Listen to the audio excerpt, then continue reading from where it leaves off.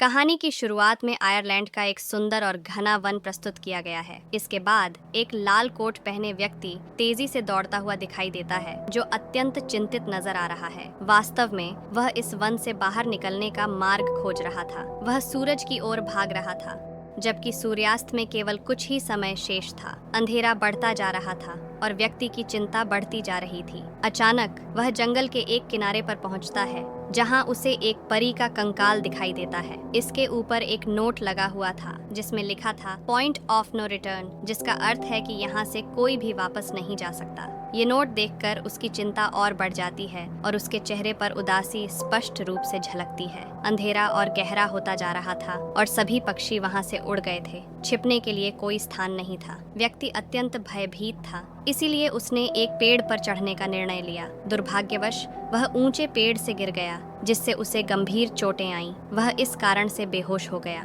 थोड़ी देर बाद वह होश में आया और अचानक उसे एक अदृश्य शक्ति ने खींच लिया, लेकिन यह स्पष्ट नहीं किया गया कि उसे कौन खींच रहा था। हालांकि हम इस व्यक्ति की दर्दनाक चीखें सुन सकते थे और दृश्य को समाप्त कर दिया गया। और हम 6 दिन बाद एक शहर में मीना नाम की एक लड़की है, जो एक पेट शॉप में काम करती है। मीना काफ़ी अकेली है। उसके पास कोई दोस्त या परिवार नहीं है, बस उसकी एक बहन है। एक सीन में मीना पेट शॉप में बैठी है और टीवी प्रोग्राम देख रही है। थोड़ी देर बाद पेट शॉप के मालिक उसे एक काम देते हैं। उसे एक तोते को कहीं डिलीवर करना है। तोते की डिलीवरी काफ़ी दूर है, इसलिए मीना अपने घर लौट जाती है और अगले दिन का इंतज़ार करती है। अगले दिन सुबह मीना अपनी छोटी सी कार लेकर डिलीवरी के पते की ओर निकल पड़ती है। रास्ता बहुत खूबसूरत है और मौसम भी अच्छा है। कार चलती रहती है, लेकिन थोड़ी देर बाद मीना को पता चलता है कि उसकी कार में पेट्रोल ख़त्म हो गया है। वह एक फ्यूल स्टेशन पर रुकती है, जहां वह अपनी बहन का भेजा हुआ वॉइस मैसेज सुनती है। वह वहां से आगे बढ़ती है और उसके आगे निकल जाती है। एक बोर्ड पर कई लोगों की मिसिंग पोस्ट चिपकी हुई है और फिर वही डरावना जंगल दिखाया जाता है, जहां कुछ समय पहले वह आदमी गायब हुआ था। मीना को इस जंगल से होकर अपने पते तक पहुंचना है। जैसे ही वह जंगल के अंदर थोड़ी दूर जाती है, उसकी कार अचानक खराब होने लगती है। इलेक्ट्रॉनिक डिवाइस अपने आप काम करना बंद कर देते हैं। मीना कार से बाहर निकलकर मदद के लिए चिल्लाती है, लेकिन वहाँ कोई नहीं है। वह घबरा जाती है और इधर उधर दौड़ने लगती है, लेकिन मदद के लिए कोई नहीं मिलता। मीना एक जगह पर रुक जाती है। अंधेरा भी गहरा होता जा रहा है और अचानक सभी पक्षी फिर से उड़ जाते हैं। मीना को अब डर लगने लगा था, क्योंकि ज़मीन भी हिल रही थी। उसे ऐसा लग रहा था जैसे उसके पास कोई है। अचानक उसने देखा कि एक बूढ़ी औरत भाग रही है। मीना ने उसे पकड़ने के लिए दौड़ लगाई। वो मदद की गुहार लगा रही थी, लेकिन वो औरत रुकने का नाम नहीं ले रही थी। जब मीना थक गई और रुक गई, तो बूढ़ी औरत ने उसे आवाज़ दी, अगर तुम जिंदा रहना चाहती हो तो जल्दी से हमारी तरफ आओ। ये सुनकर मीना फिर से उस औरत की तरफ दौड़ी और बूढ़ी औरत ने उसका हाथ पकड़कर उसे एक घर में ले गई। सेफ हाउस में पहुंचते ही उसने दरवाज़ा बंद कर लिया। इस घर में एक बड़ा सा आईना लगा हुआ था। बूढ़ी औरत के साथ वहाँ 2 और लोग भी थे। मीना ने उनसे पूछा कि ये कौन सी जगह है, लेकिन उन्होंने कोई जवाब नहीं दिया। बस उसे आईने के सामने खड़े होने को कहा और बताया कि कोई देखने आने वाला है। मीना ने पूछा कि आखिर कौन आ रहा है, तो बूढ़ी औरत, जिसका नाम मेडलाइन था, बोली कि हमें वॉचर्स देखने आ रहे हैं। अचानक वहाँ अजीब आवाज़ें सुनाई देने लगीं। मेडलाइन ने कहा कि वॉचर्स तुम्हारे आने से खुश हैं और तालियां बजा रहे हैं। मीना पूरी तरह से कंफ्यूज हो गई, क्योंकि जिन वॉचर्स की बात हो रही थी उन्हें मूवी में अभी तक नहीं दिखाया गया था। रात का समय बीत जाता है और सुबह का आगमन होता है। अब वॉचर्स का खतरा समाप्त हो चुका है। सभी लोग बाहर आ जाते हैं। फिर मेडलाइन बताती है कि वॉचर्स दिन के समय बाहर नहीं आते। अब सभी लोग बाहर घूमने के लिए स्वतंत्र हैं।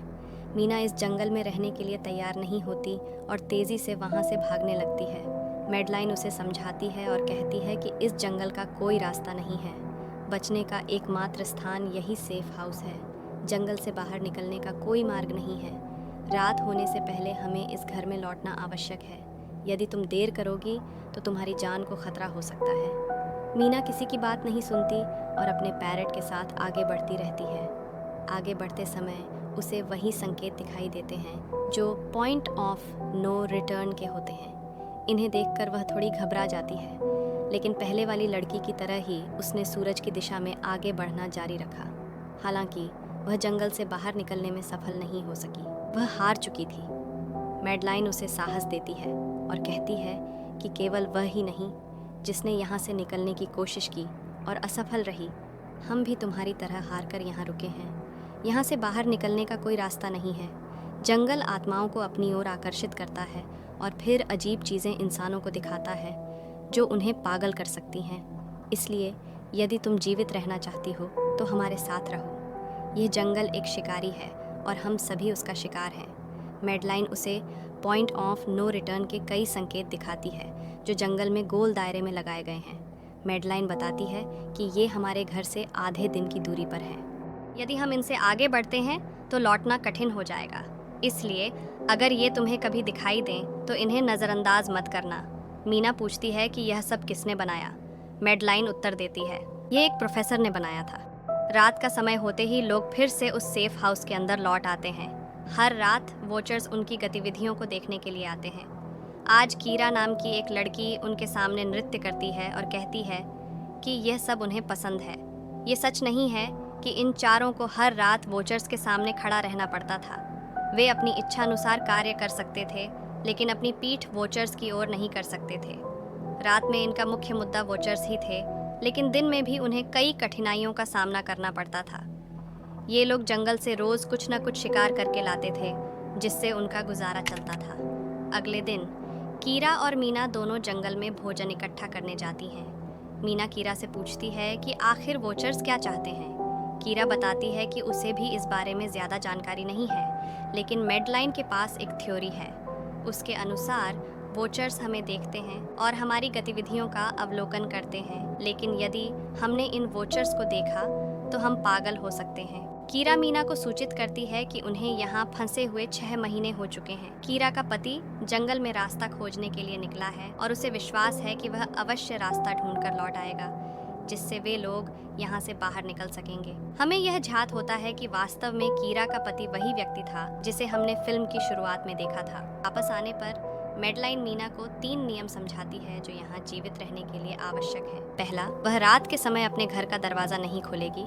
दूसरा, रात में वह आईने की ओर अपनी पीठ नहीं करेगी। और तीसरा, दिन के समय वह उन गड्ढों के पास नहीं जाएगी और यथासंभव रोशनी में रहेगी। इस रात मीना उन वॉचर्स के बारे में जानने की इच्छा रखती है, इसलिए वह आईने के साथ कान लगाकर आवाज़ें सुनने का प्रयास करती है।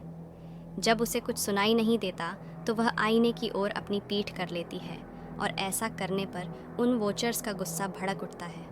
वे लोग ज़ोर ज़ोर से उस मिरर पर प्रहार करने लगते हैं, जिससे मिरर में दरारें आ जाती हैं। इस शोर से मैडलाइन भी जाग जाती है और मीना को मिरर के पास खड़े रहने के लिए कहती है। ऐसा करने से उनका गुस्सा शांत हो सकता था। रात का समय बीत जाता है और अगले दिन मीना डेनियल के साथ शिकार पर निकल पड़ती है। मीना यहाँ अपना समय बर्बाद नहीं चाहती थी, इसलिए वह यहाँ से निकलने की योजना बना रही थी। वह डेनियल से पूछती है कि क्या उसने कभी वॉचर्स को देखा है। डेनियल बताता है कि उसने अब तक वॉचर्स को नहीं देखा। तब मीना उसे समझाती है कि उसे लगता है कि ये सब मैडलाइन की बनाई हुई कहानियाँ हैं जो हमें फंसा रही हैं। हमें इन गड्ढों की जांच करनी चाहिए, शायद हमें यहाँ से बाहर निकलने का कोई रास्ता मिल जाए। डेनियल, जो खुद भी यहाँ से बाहर जाना चाहता था, उसकी बात मान लेता है। अब मीना रस्सी बांधकर गड्ढे के अंदर उतरती है, जबकि रस्सी का दूसरा सिरा डेनियल ने पकड़ा हुआ है, ताकि अगर मीना को कोई समस्या हो तो वह उसे जल्दी से बाहर खींच सके। मीना गड्ढे में पहुंच जाती है, जहां उसे बहुत सारे इंसानों का सामान मिलता है। मीना कहती, हम इस सामान को इकट्ठा कर लेते हैं। यह निश्चित रूप से उन लोगों का सामान होगा जो जंगल में फंसे हुए हैं। रास्ते के किनारे मीना और डेनियल उस सामान को बाहर निकालते हैं। इससे पहले कि मीना गड्ढे से बाहर निकले, उसने गड्ढे के अंदर किसी की उंगलियां देखी। वह ठीक से पहचान नहीं पाई कि यह क्या था, लेकिन वह डर गई। ये लोग उस सामान को अपने सुरक्षित घर में ले आए, जहां मैडलाइन ने उससे पूछा कि यह सामान तुम्हें कहाँ से मिला। वे झूठ बोलते हैं कि यह सामान उन्हें जंगल से मिला है। मैडलाइन को इस जंगल में रहते हुए काफ़ी समय हो चुका था और वह जानती थी कि ऐसा सामान जंगल से नहीं बल्कि गड्ढे से मिला होगा। वह मीना से बार बार पूछती है कि तुमने गड्ढे के अंदर क्या देखा, लेकिन मीना उसे कुछ नहीं बताती। अब इन व्यक्तियों को गड्ढे से एक कैमरा प्राप्त हुआ था। वे इस कैमरे को सीसीटीवी कैमरा के रूप में उपयोग करके अपने घर के बाहर स्थापित कर देते हैं ताकि वे वॉचर्स को देख सकें। मेडलाइन उन्हें समझाने का प्रयास करती रहती है कि वे गलत कर रहे हैं, लेकिन ये दोनों उसकी बातों पर ध्यान नहीं देते। आज ये लोग वॉचर्स के आने का इंतज़ार कर रहे थे ताकि उन्हें देखा जा सके। हालांकि वॉचर्स अब तक नहीं आए थे, लेकिन आज कुछ अजीब घटित होता है। उनका दरवाज़ा खटखटाया जाता है। जब वे कैमरे से देखते हैं तो उन्हें बाहर इंसानी टांगें दिखाई देती हैं। जो भी व्यक्ति बाहर था वह कीरा के पति की आवाज़ में बात कर रहा था। कीरा को लगा कि उसका पति यहाँ से बाहर निकलने का रास्ता खोज आया है। वह तेज़ी से उठकर दरवाज़ा खोलने के लिए जाती है, लेकिन मेडलाइन उसे रोक देती है और कहती है कि वह यह दरवाज़ा नहीं खोल सकती। मेडलाइन का कहना है कि वह जानती है कि वह व्यक्ति उसका पति नहीं है। कीरा को मेडलाइन की बातों पर विश्वास नहीं होता, इसलिए मेडलाइन उसे सलाह देती है कि वह उस व्यक्ति का परीक्षण करे। वह उससे किसी ऐसी चीज़ के बारे में पूछे जिसके बारे में केवल वह या उसका पति जानता हो। कीरा बाहर खड़े व्यक्ति से एक किताब के बारे में सवाल करती है, लेकिन जब बाहर खड़ा व्यक्ति कोई उत्तर नहीं देता तो वे समझ जाते हैं कि वह वास्तव में वॉचर्स है। जब वे दरवाजा नहीं खोलते तो वॉचर्स बाहर लगे कैमरे को तोड़ देते हैं। वॉचर्स अब क्रोधित हो चुके थे और वे घर के बाहर लगे शीशे को तोड़ने का इरादा करते हैं। लेकिन जब वे सब शीशे के सामने खड़े हो गए तो वॉचर्स ने शीशा तोड़ना बंद कर दिया और वे उन पर हमला करने नहीं आए। रात में उनके साथ कई गलत घटनाएं हुई थीं, इसलिए डैनियल और मीना ने तय किया कि वे मेडलाइन को सच बता देंगे कि वे गड्ढे में गए थे। इस बात से मेडलाइन बहुत नाराज हो गई क्योंकि उन्होंने एक नियम का उल्लंघन किया था। मेडलाइन ने गड्ढे से लाए गए सभी सामान को उठाकर वापस उसी गड्ढे में फेंक दिया। अब ना चाहते हुए भी मीना वहीं रहने वाली थी। समय बीतता गया, मौसम बदल गया और सर्दियां आ गईं, लेकिन लोग अभी भी वहीं फंसे हुए थे। मीना हर दिन यहाँ से बाहर निकलने का रास्ता खोजने जाती थी, लेकिन उसे कोई रास्ता नहीं मिलता। उसने एक नक्शा तैयार किया था और उसे पूरा विश्वास था कि वह इसे एक दिन पूरा कर लेगा। सर्दियों के कारण उन्हें खाना ठीक से नहीं मिल रहा था और खाने की कमी के चलते उनकी मानसिक स्थिति बिगड़ती जा रही थी। और इसी दौरान मेडलिन और डैनियल के बीच झगड़ा हो जाता है। डैनियल मेडलिन के साथ साथ मीना को भी बाहर छोड़कर सेफ हाउस में चला जाता है और दरवाजा बंद कर देता है। अंधेरा होने वाला था और मेडलिन और मीना दरवाजे को खटखटाते हुए डैनियल से कहती हैं कि कृपया दरवाजा खोल दो, लेकिन वह दरवाजा नहीं खोलता। फिर अंधेरा छा जाता है और मजबूरन उन्हें अपनी जान बचाने के लिए एक घने पेड़ के नीचे खड़ा होना पड़ता है। इस समय उन्हें वॉचर्स के आने की आवाज भी सुनाई देने लगती है। इस पल में मीना और मेडलिन के साथ साथ दर्शकों को भी इन वॉचर्स की एक झलक दिखाई जाती है। ये लोग लंबे, पतले और खतरनाक थे। अपने गढ़ों से बाहर निकलकर ये इंसानों को देखने के लिए इस सेफ रूम तक पहुंचते हैं। जब उन्हें पता चलता है कि मीना और मेडलिन वहां नहीं है, तो ये लोग उन्हें खाने के लिए जंगल में खोजने लगते हैं। जैसे ही ये क्रिएचर्स दूर जाते हैं, मीना और मेडलिन को अपने सेफ हाउस तक लौटने का मौका मिल जाता है। इस बार वे जोर जोर से दरवाजा खटखटाते हैं और अंततः डैनियल उनके लिए दरवाजा खोल देता है। वे बहुत घबराए हुए थे क्योंकि अब लोगों ने उन क्रिएचर्स को देख लिया था। मैडलिन सबको बताती है कि उसने झूठ बोला था कि वह यहाँ फंस गई है। असल में वह इन क्रिएचर्स की खोज में आई थी क्योंकि उसने किताबों में पढ़ा था कि ये सभी परियां हैं। लेकिन जब वह यहाँ आई और इन्हें देखा तो उसे पता चला कि ये तो असल में मॉन्स्टर हैं और बहुत चालाक भी हैं। उसने एक को देखा जिसने बिल्कुल उसके जैसा रूप धारण कर लिया था, बस उसके बाल थोड़े बिखरे हुए थे और आंखें नीची थीं। उसने उनकी हरकतों से समझा कि वे हम जैसे बनने के लिए रोज कुछ नया सीखते हैं, इसलिए ये हर दिन आकर हमें देख रहे हैं और जो काम हम करते हैं वही करने लगते हैं। इसी बातचीत के दौरान फिर से दरवाजे पर खटखट होती है। ये क्रिएचर्स अब इन्हीं की तरह बातें कर रहे थे। वे अंदर आना चाहती थीं, लेकिन वे दरवाजा नहीं खोल सकते थे। अगर वे दरवाजा नहीं भी खोलते तब भी क्या होता, उनके जीवों में इतनी शक्ति थी कि वे इस लोहे के दरवाजे को तोड़कर अंदर आ सकते थे। इन लोगों को कहीं छिपना था, लेकिन किसी को समझ नहीं आ रहा था। अचानक उनकी नजर फर्श पर पड़ती है। जैसे ही उन्होंने कारपेट उठाया तो नीचे एक बंकर दिखाई दिया।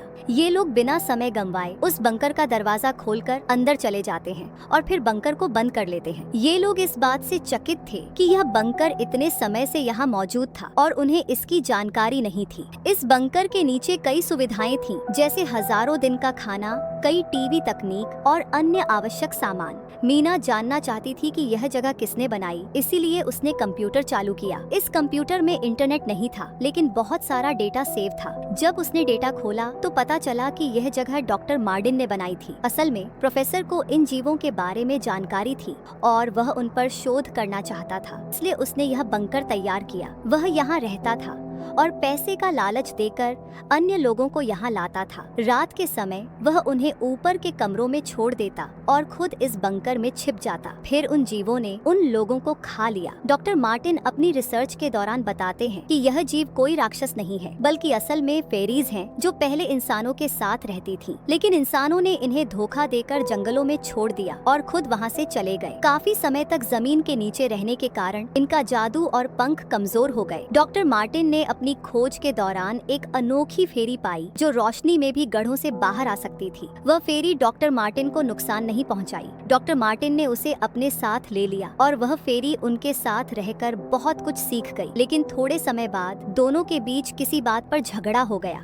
इस कंप्यूटर में कई वीडियो थी और हर वीडियो में डॉक्टर मार्टिन ने कुछ न कुछ जानकारी दी थी। मीना जानना चाहती थी कि आखिरकार क्या हुआ, इसलिए उसने सबसे आखिरी वीडियो देखने का फैसला किया। उसमें उसने देखा कि प्रोफेसर ने खुद को और उस फेरी को मारने से पहले जंगल में फंसे लोगों के लिए निकलने का रास्ता बताया। उसने कहा कि शाम को जिस दिशा में परिंदे उड़ते हैं, उसी दिशा में चलकर लोग इस जंगल से बाहर निकल सकते हैं। इस रिकॉर्डेड संदेश में उसने कहा था कि अगर कोई इस जंगल से बाहर निकलने में सफल हो जाए तो यूनिवर्सिटी जाकर मेरी सारी रिसर्च नष्ट कर देना। कुछ राज ऐसे ही रह जाने चाहिए। मैंने यहाँ आकर बहुत बड़ी गलती की थी। मैं वो दुनिया नहीं बना सका जिसका मैंने सपना देखा था। मैं इंसानों और फेरिस को एक साथ नहीं रख सका। खैर, आज रात उनकी खुशी काफी बढ़ गई है क्योंकि उन्हें बाहर जाने का रास्ता मिल गया था। सभी लोग अब बंकर से बाहर निकलते हैं और देखते हैं कि उनका सेफ हाउस वॉचर्स ने पूरी तरह से नष्ट कर दिया है।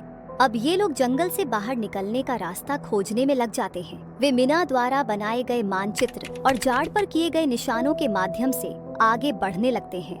जंगल काफी घना और जटिल था, लेकिन उन्होंने हार नहीं मानी और आगे बढ़ते रहे। वो परिंदे जिनके बारे में प्रोफेसर ने बताया था शाम को उड़ने वाले थे, लेकिन इन्हें शाम होने से पहले जंगल से बाहर निकलना था। इसलिए मीना अपने पास मौजूद पैरेट को आजाद कर देती है और जिस दिशा में वो उड़ता है ये लोग उसी दिशा में चलने लगते हैं। चलते चलते उन्हें एक कब्र मिली। मेडलाइन ने कब्र को देखकर बताया कि एक समय था जब ये लोग इंसानों के साथ रहते थे, लेकिन इंसानों ने इनके साथ बहुत बुरा किया, धोखा दिया और इन्हें जंगल में छोड़कर चले गए क्योंकि इन फेरिस ने अपने पंख और जादू खो दिया। अब वे कभी इस जंगल से बाहर नहीं जा सकते। चलते चलते वे एक नदी के पास पहुँचे। आखिरकार इस नदी के जरिए वे जंगल से निकल सकते थे। शाम हो चुकी थी और वे फेरिज अब जमीन से बाहर निकलने लगे थे। इससे पहले कि वे डॉक्टर मार्टिन की नाव में बैठकर दूर चले जाते, डेनियल को यहाँ अपना साथी जॉन मिला जो जख्मी था। डेनियल उसकी मदद के लिए आगे बढ़ा, जबकि बाकी लोग अपनी नाव में बैठ गए थे। इससे पहले कि डेनियल वापस आता, वे लोग देख रहे थे। डेनियल जिस व्यक्ति की सहायता के लिए गया था वह जॉन नहीं बल्कि एक परी थी। उसने जॉन का रूप धारण कर लिया था, जिससे सभी लोग डेनियल की मदद नहीं कर पा रहे थे। उस परी ने डेनियल के माथे पर एक निशान बनाते हुए उसे जान से मार डाला। उन्हें पता था कि फेरीज इस नदी को पार नहीं कर सकते और अंततः वे सभी खुद इस नदी को पार करके शहर तक पहुंच जाते हैं। मीना डॉक्टर मार्टिन के निर्देशानुसार उनकी यूनिवर्सिटी में अपने सभी डेटा को खत्म करने आई है। जैसे ही वह रिसर्च डेटा को डिलीट करने वाली होती है, उसे एक नई जानकारी मिलती है। हजारों साल पहले इंसान और फेरीज एक साथ रहते थे और उनकी शादी भी होती थी। ऐसे इंसानों और फेरीज के बच्चों को हाइब्रिड कहा जाता था। उसे यह भी पता चलता है कि मेडलाइन जो वहाँ मिली थी दरअसल प्रोफेसर की पत्नी थी। यह जानकर वह कंफ्यूज हो जाती है कि मेडलाइन ने उसे यह बातें क्यों नहीं बताई। अपनी इस उलझन को साझा करने के लिए वह कीरा के पास जाती है और बताती है कि जिस मेडलाइन से वे जंगल में मिले थे वह असल में प्रोफेसर मार्टिन की पत्नी थी, लेकिन उसने ये सच इसलिए नहीं बताया क्योंकि वह एक इंसान नहीं बल्कि एक भेस बदलने वाली फेरी थी। कीरा ये सुनकर चौंक जाती है कि कई साल पहले प्रोफेसर की पत्नी मेडलिन लंग्स कैंसर के कारण गुजर गई थी। प्रोफेसर उन्हें बहुत प्यार करते थे और हमेशा उनके साथ रहना चाहते थे। फिर प्रोफेसर को भेस बदलने वाली फेरीज के बारे में पता चला। उन्होंने मेडलिन की तस्वीर दिखाते हुए उस फेरी को मेडलिन जैसा बना दिया। जब मीना ये सब बातें बता रही थी तभी उसे एहसास हुआ कि वो ये बातें कीरा को नहीं बल्कि मेडलिन को बता रही है, जिसने कीरा का रूप धारण किया हुआ था। जैसे ही असली कीरा वहाँ पहुँचती है, मेडलिन उसे बेहोश कर देती है और फिर मीना पर हमला करने के लिए आगे बढ़ती है ताकि उसका राज्य सुरक्षित रहे। इससे पहले कि वो मीना को मार सके, वो उसे कहती है, मैं अकेली थी जो जंगल में सबसे अलग थी। वहाँ सभी फेरीज मेरा मजाक उड़ाती थी। मैं दिन के समय भी बाहर जा सकती थी। गुस्से में उन्होंने मुझे वहाँ से निकाल दिया। तब मीना ने कहा, तुम अलग नहीं थी, तुम तो बहुत खास हो। असल में तुम हाइब्रिड हो, आधी इंसान और आधी फेरी। इसी कारण तुम फेरीज और इंसानों दोनों के साथ रह सकती हो। यही वजह है कि तुम उस जंगल से बाहर आ गई। मीना के सारे सच बताते ही अचानक मेडलिन के पास उसके पैर और जादू वापस आ जाता है और फिर वह मीना को वहीं छोड़कर उड़ जाती है। कहानी कुछ हफ्तों बाद की ओर बढ़ती है, जहाँ मीना अपनी बहन के पास पहुँच चुकी है। जंगल और फेरी वाले घटनाक्रम के बाद वह काफी डर गई थी और अब अपनी बहन के साथ रहना चाहती थी। उसने अपनी बहन से कहा कि उसे लगता है कि फेरी अभी भी उसका पीछा कर रही है। मीना की बहन उसे सांत्वना देती है और कहती है, तुम्हें डरने की जरूरत नहीं है, सब ठीक होगा। कहानी के अंत में हमें एक बच्ची दिखाई देती है जो इस समय मीना के घर के नीचे है। यह कोई और नहीं बल्कि वही फेरी मेडलाइन है जो इनकी दुनिया में इस बच्ची के रूप में छिपी हुई है। इसी रहस्य के साथ यह कहानी समाप्त होती है।